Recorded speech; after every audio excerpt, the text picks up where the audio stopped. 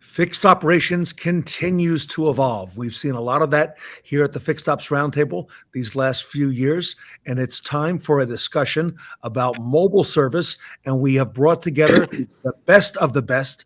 That includes Ed Roberts from Bozard Ford Lincoln, Mark Mickens from the Lithia Mercedes-Benz of Paramus Group, and Robert Stage of Stage One Mobile. Gentlemen, welcome back to the Fixed Ops Roundtable. Hey, thanks for having us. Good to see you. Hey, in case anybody doesn't know who you gentlemen are, Ed, I'll start with you. I'll have you introduce yourself. Tell us a little bit about your organization and your mobile operation.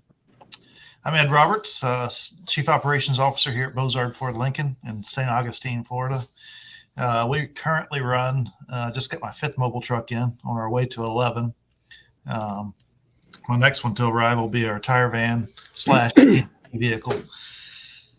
So with my mobile vehicles, that gives me 103 stalls. I have 98 here that I can't move very easy, and then 5 that I can roll around. With that, I've got 88 technicians working in it. So it's a little bit of a size of an organization, but it is layered and flows well. And mobile, if we're not doing mobile yet, this is a panel to listen to, because mobile is the opportunity that's in front of us. Wow. Without building structure. Very impressive. And Ed, when did you get your first mobile unit? When did that happen, if you don't mind? We got our first branded mobile unit in December of 19. So 4 months before COVID. Wow. Well, I had a chance to spend time with Mark Mickens, and I know that Mercedes-Benz of Paramus is big into the mobile game as well. Mark, tell us a little bit about your organization, and mobile. So I'm the operations manager at Mercedes-Benz of Paramus in Paramus, New Jersey. We're a Lithia motor store, and we're the #1 Lithia motor store for mobile service. At almost 300 dealers now that we own. I run 4 trucks, including a tire truck that we built about 1.5 years ago. Been in the mobile business since right before Ed, November of 2019, before the pandemic. We got our first truck on. You know, we had planned. We didn't plan for a pandemic, obviously, but we had planned for mobile service just for some of the things that we were running into that we thought we could service people better. But so we're up to 4 trucks now. This is a pretty big operation, not quite as big as Ed's, but I do have 47 bays and 47 technicians, and having 4 extra trucks on the road every day has helped us expand the business. We work in a really tight quartered area. We're near New York City. We're about 20 miles outside of New York City, and we work. Our area of responsibility is very close to get to. So effectively, we can get to a lot of customers every day. I know Ed travels a real long way for some of his customers, but we've been able to really improve our service and our repair order count by having as many trucks as we have on the road. So we're doing really well with it, and I would recommend it to everybody. So happy to talk about it. And Mark, full disclosure, since I am a customer of your dealership, I do get your emails about mobile service. And I tell you, I read every one. So you are not shy about promoting it within your customer base, Mark. No, we really made a concerted effort to heighten the awareness of our customers. It is the #1 piece that we send out. And our click-through rates are usually about triple of anything else that we do. Because our advertising company comes in and goes over all those metrics with me every month, and it just anything having to do with mobile service, I think piques people's interest, and they at least take a look and get to our website and see what it's all about. Wow. Robert Stage, I first met you when you were with the Germain organization there in Ohio, and tell us about yourself and your operation. Sure, thanks. I'd like to first thank Ted for bringing this to everybody. Thank Ed for taking time out, and thank Mark also. I know this is difficult sometimes, especially in those high volume situations, to be able to get some time to come to actually be on camera. My name is Robert Stage of Stage One Mobile Diagnostic and Auto Repair. I service the greater Columbus area, so I pretty much go just about anywhere in the state if someone needs me to come there. I do basically diagnostic work, mostly scan tool work and lab scope work. but I also do repair also. And anything that basically can be done at someone's home, if it's a software update or if it's brakes or any types of maintenances, certainly I perform those right there on the site, and typically do between 4 to 5 appointments a day. And I do run 7 days a week and do appointment only on Saturday and Sunday. So Wow. it's growing. I started just inside of the pandemic, of course. There was a lot of chaos that happened at the beginning of it. I was in between jobs, and of course, since I'd been a technician for 22 years, I just picked up and kind of filled a gap where I seen that dealerships was having a lot of difficulty doing. They had started opening up, going and picking vehicles up, concierge service, bringing them back and repairing them, and then delivering them again. But there wasn't very many, and there still isn't very many that do what you gentlemen and I myself do, which is go and be a concierge to the customer, to the client. So very excited to be on here, Ed, or very excited to be on here, Ted. Thanks a lot. Robert, thank you so much. How do clients find out about you and that you have this service available? Sure. Currently, right now, the largest one that comes to me is all through Facebook. I use, if you go to Facebook and you just type in at Stage One Mobile, all one word with the numeric 1, I'll pop up. My business page will pop up. In 2 years, I've garnered about 700 likes so far. Still carry a 5-star rating. Everyone seems to be extremely happy, of course, with being convenient and being able to come to them. It's difficult sometimes for people if they have an EPC light coming up on their dash intermittently, or if they've got a check engine light, it's difficult sometimes for them to take the time to take the vehicle, drop it off. They might need a loaner vehicle. There's a lot of stuff that I cut out that brings them that convenience, that they can actually use me. So that's pretty much the easiest way to get to me is through Facebook. You three gentlemen are considered leaders in the industry in mobile. So there's a lot of folks paying attention to this right now, and not just fixed ops and service managers, but dealers and general managers. Ed, tell us what prompted you to get in, and what is probably the most surprising thing that you've learned and seen so far? Well, we got into mobile service back in 15, servicing fleet accounts, going to them and minimizing their downtime. We was doing that with vehicles, company-owned vehicles, not necessarily branded vehicles. And we decided there's a good opportunity for us to do some advertising with branding a vehicle, and then expanded it into retail as well. So we planned for that and ordered 2 vehicles. And one of them got here in December of 2019. The second one got here March 11th of 2020. So the day before COVID became a worldwide shutdown. So timing couldn't have been more perfect, because that gave us the opportunity to take it from just being a fleet piece to being something that we can introduce to our retail customers.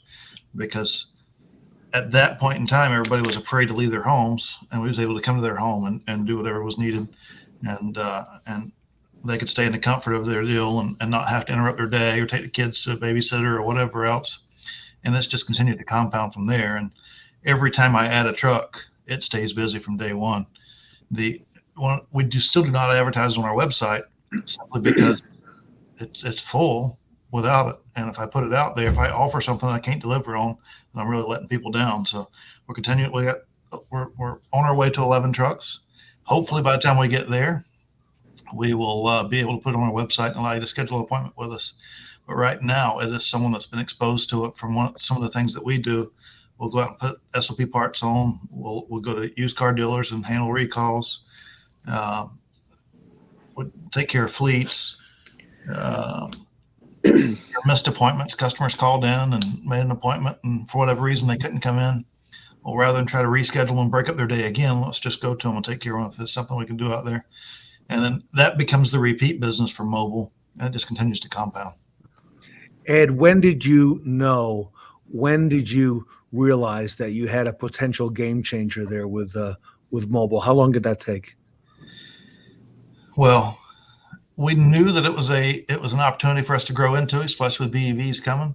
But COVID just it was the opportunity for it to be accepted. And when it hit, it was just an instant acceptance, because we've always told customers to come do business with us on our terms, and we've never went and done business with them on their terms. And COVID says, hey, if you don't think outside the box right now, you might not be around long. So we all had to adjust and make something happen. And instantly the acceptance of it was through the roof. So I would say we knew it was there, but it was pushed along and set on fire by having some constraints that we all went through with the pandemic. Mark, you are very close to ground zero when this whole thing went down 2 years ago. I mean, Paramus, New Jersey, you're right there in the mix of it. You know, that may not be New York, but the people who work in New York live in your community. Correct. They drive by your impressive facility every single day.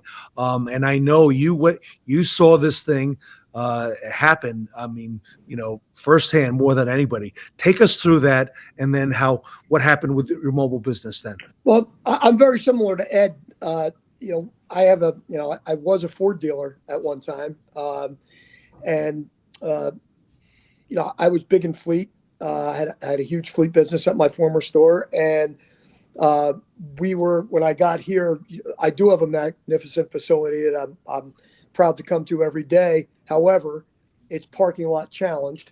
And one of the biggest opportunities that we had really in this area was the Sprinter business. And we started to build the Sprinter business. And, you know, we can only fit so many in the shop and so many in the lot. And the extension of mobile, I had touched on some mobile service opportunities late in 2017 when I was still a Ford dealer. Okay. And, you know, I just really always had it in the back of my mind that it was going to be futuristic when it came to EVs. My next door neighbor owns a Tesla, and he never brings his car to the shop. They come to his house. So I kind of, you know, see that happen all the time. I guess I got scared into it a little bit that, you know, if cutting edge in a luxury brand, we better start really thinking about it. But it really started out as a fleet business with Sprinter. We kind of stumbled upon it, more expanding. The next phase was we made it part of our wholesale parts business because there isn't a component on a Mercedes-Benz that doesn't need to be reprogrammed or programmed to the car after an accident. And we found a whole, you know, another pool of work on local body shops on going to them to install a part and program it for them during, you know, assembly.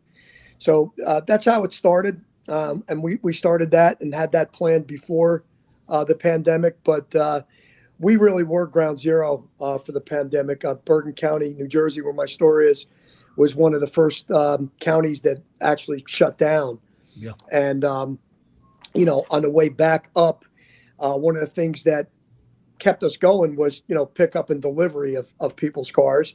But then we said, well, you know, we have these trucks. Why don't we just start offering service to people while they're home? And it just grew from there. And then, you know, we're on our second and third visit to some customers now that just, you know, will probably never come here unless they have to, you know. Mark, how, you know, you are in, again, the geography, you're in a prime location in New Jersey on Route 17, not far from Route 4. Mm-hmm. And, you know, not far, as you said, from the George Washington Bridge. You've got that great corridor of traffic as well. Mark, how big do you see this getting? You know, I hope to be, you know, in the range where Ed is. Again, I know that some, you really can't put a number on how many trucks you're going to have. There's different geographic. Ed and I are dealing with two different completely things.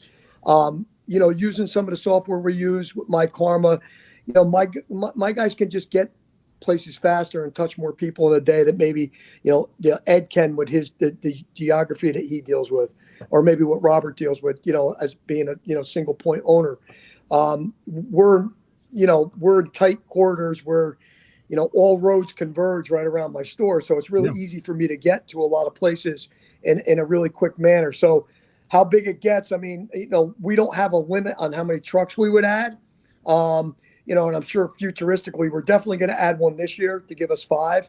But, you know, the further out you go in this area also, then you do start running into some traffic problems that, you know, the return on investment starts to decrease, you know, 25 miles from here, from me. Mm-hmm. So, you know, the way I operate is in my 25-mile square area footprint. There's enough for me that I can grow inside of that.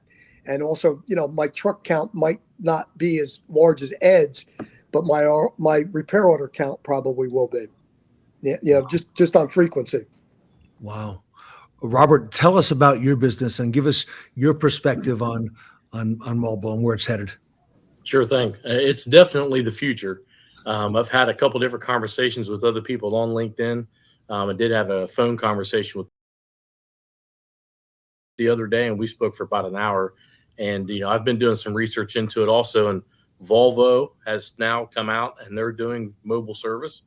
They're going to start coming to people's houses. They're going to start doing software updates, like Mark was talking about with Mercedes. They're going to start doing that with Volvo clients. So it's only going to continue to grow. That concierge or that convenience factor is definitely going to be the driver of all of it. So it's definitely going to get pretty big. And like I said, even in my own business, I'm watching as a single owner, like Mark said, I just get phone calls all day long. I get Facebook messages. I get text messages because I do the social selling that I've been taught through all the training that I've taken.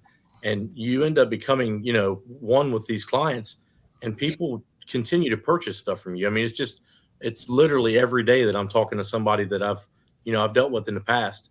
I've done about 500 ROs in 2 years, going on 2 years now. And I've probably had, 3 or 4 interactions with some people, and, positive interactions, not something where something went wrong and you had to go back and fix it. But these are, new issues that they want to go ahead and repair on their vehicle that I help them, consulted them into, here's what's, prioritized, and here's what you can do next. And, you give them those cues, and people they just set up. They want to have someone that they can trust.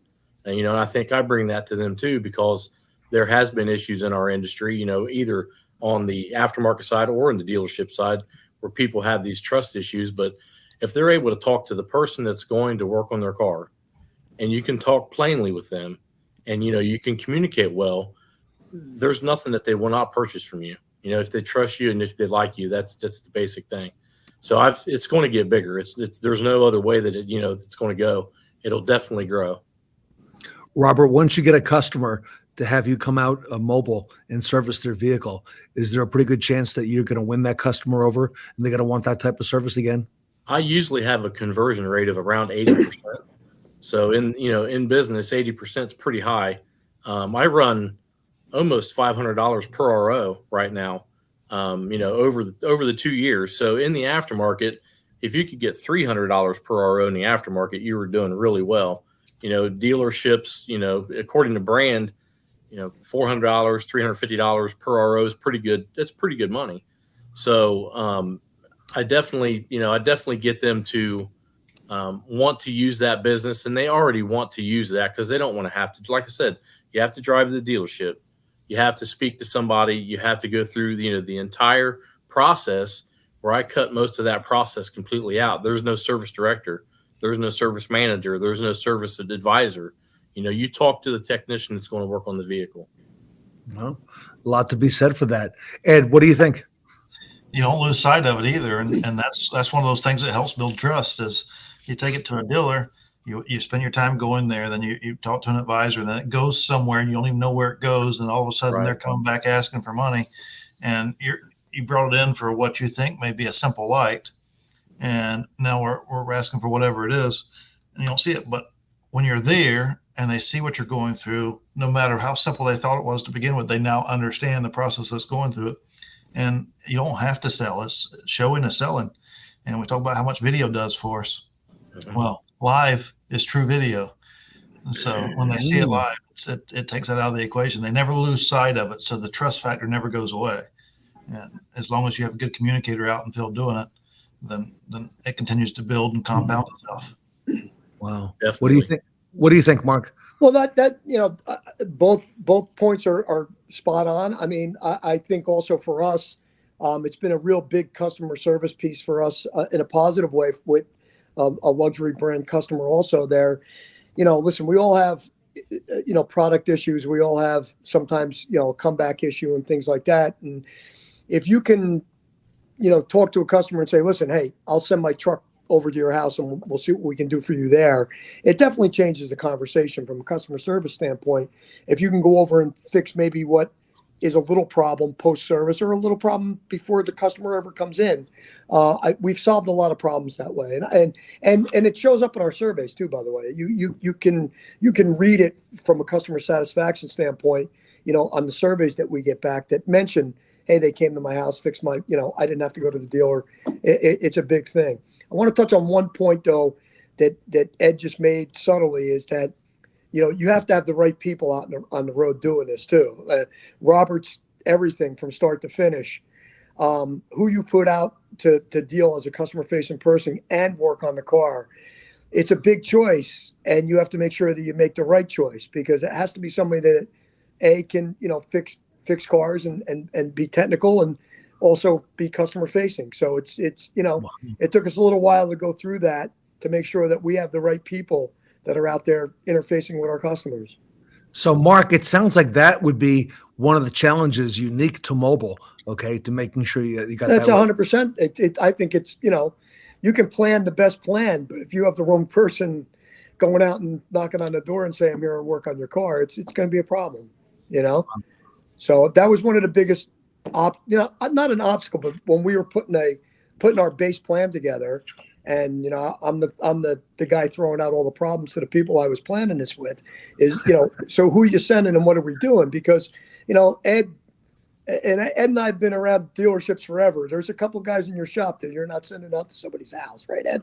I mean, let's just face it. I mean, they're huge. They're big technical guys, but yeah, not somebody wants talking to a customer. Right. So it's a little bit of both. So we've actually, we interviewed some people in house, and I think we have 4 guys that I think we have the right 4 guys. So says our record so far. So we got lucky. Wow. And you mentioned the survey. Greg Penske was on the show just recently, and he said that when he looks through the customer surveys at his dealership group and at Longo Toyota, he looks at the comments. That's what he reads. And he's interested in what those comments are from guests. Are you seeing comments about that as you just mentioned on mobile? Yeah, that's where we know it's really, working. We would have somebody that we know that maybe we didn't do the right thing by when they were here, but we go to the house, we make the correction, and then it shows up as a good survey with the comment, the fact that we came and fixed a small problem. Because sometimes small problems turn into big ones if somebody's got to get in their car and drive down here.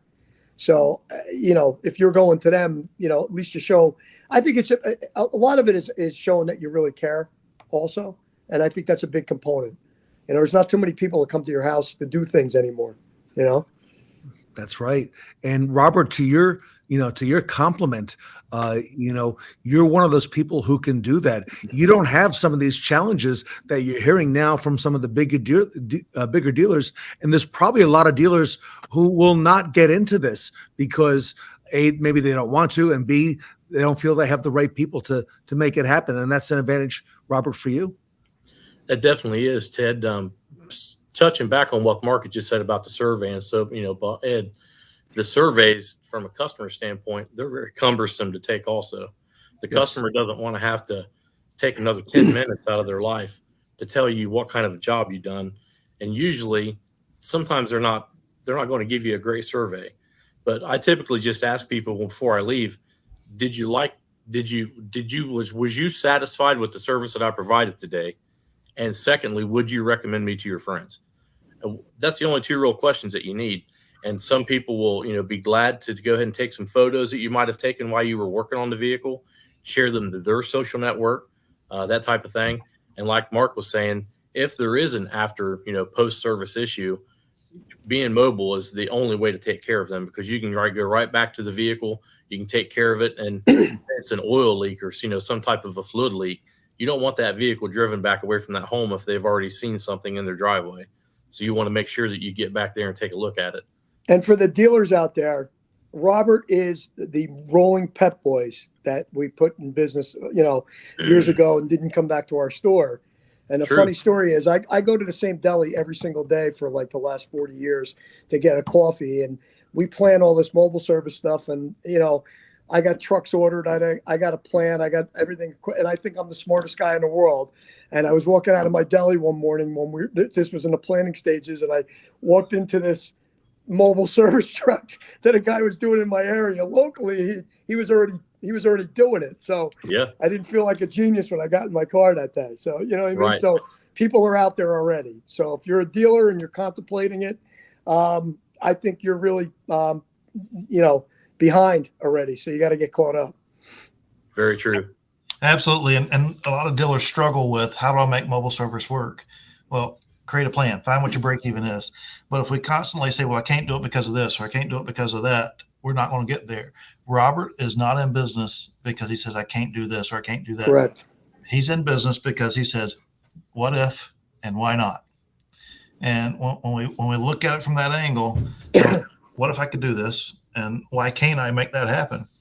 Then all of a sudden your mindset shifts to, I can make this happen. And you start looking for ways to make it happen rather than ways to not do it.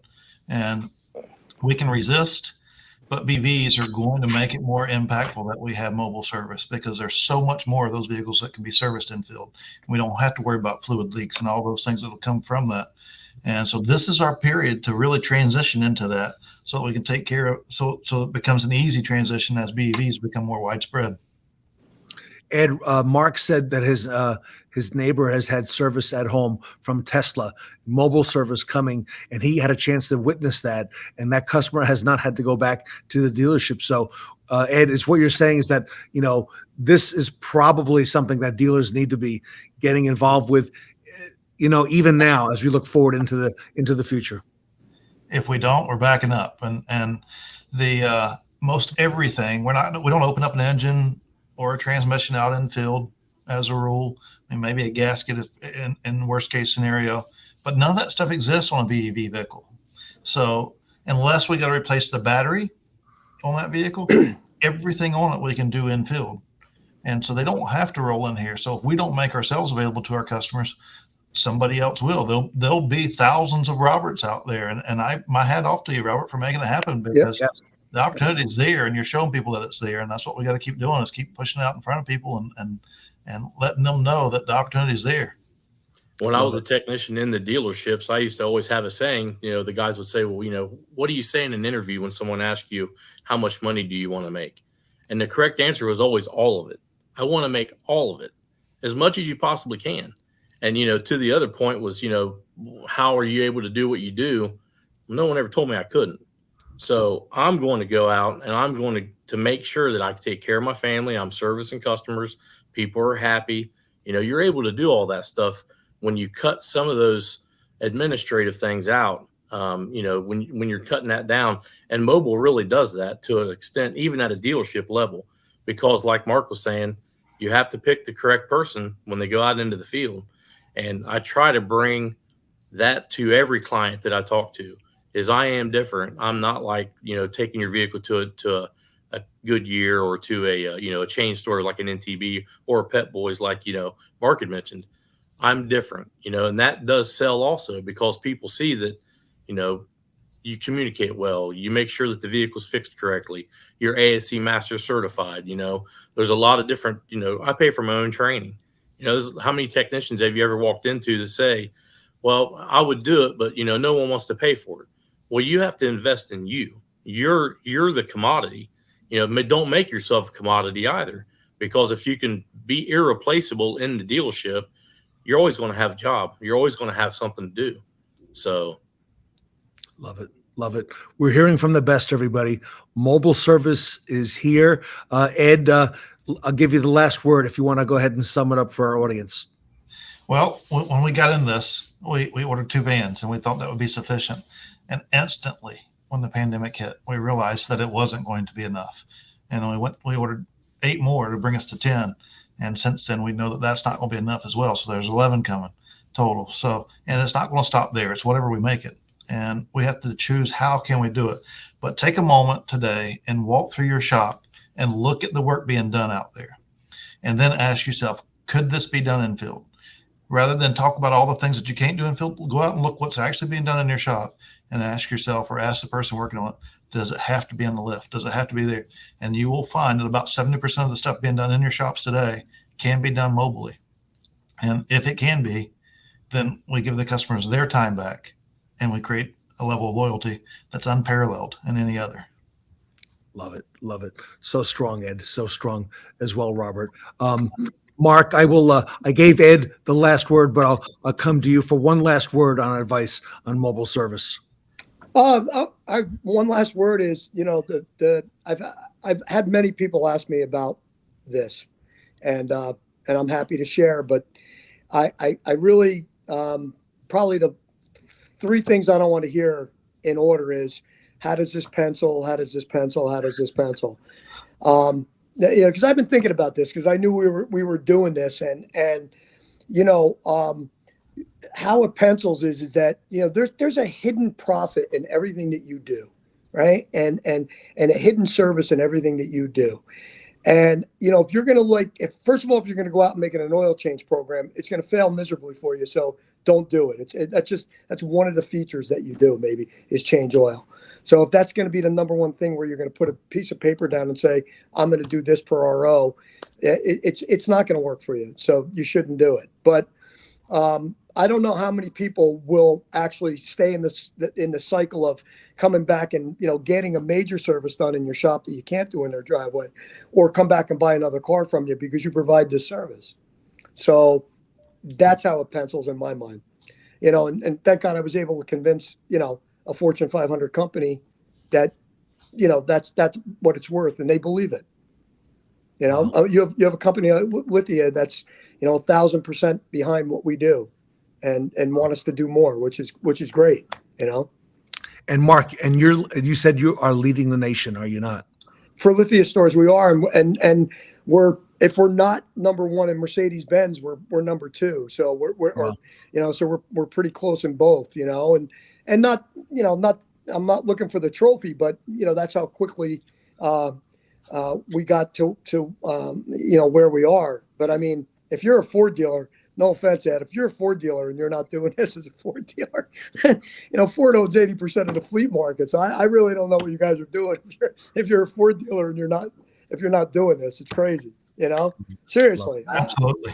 That's nuts, All right. We're going to leave it there, gentlemen.